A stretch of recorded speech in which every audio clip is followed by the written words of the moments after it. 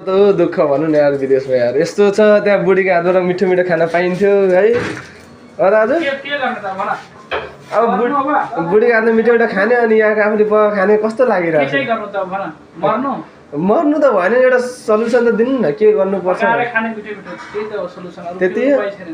ल त ल दाजु धन्यवाद अब हाम्रो अर्को दाजुलाई भनि हेरौँ के गर्छन् हेलो प्रदीप दाजु हजुर सरकार के पकाउँदै हो यहाँ आलु रहेछ अन्डा रहेछ वाह यहाँ सब्जी यस्तो पाउँदै अनि दाजु के कस्तो लागिरहेछ त यहाँ कतारको जिन्दगी यता हेरौँ न हौ यता बुढो भएको मान्छे हो बुढो भयो भने त बुढो हुनु भने मानियो कि तर भन्नु न त कस्तो लागिरहेछ फिलिङ कस्तो भइरहेछ अब त्यहाँ बुढीको हातले मिठो मिठो खान पाइन्थ्यो यहाँ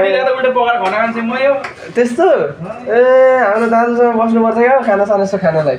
दाजु अरे ल त दाजु ल अब भोलि हेरौँ न त है दाजुले त कडा सब्जी बनाउँदो रहेछ त हौ केटा साथी हो विदेश जानु पनि रमाइलो रहेछ त एक हिसाबमा त है यहाँ त हेर्नु आलु चालु घाँस रेडी पारेर अन्डा कतिवटा छ 6वटा 2टा अन्डा खाम लागिसक्यो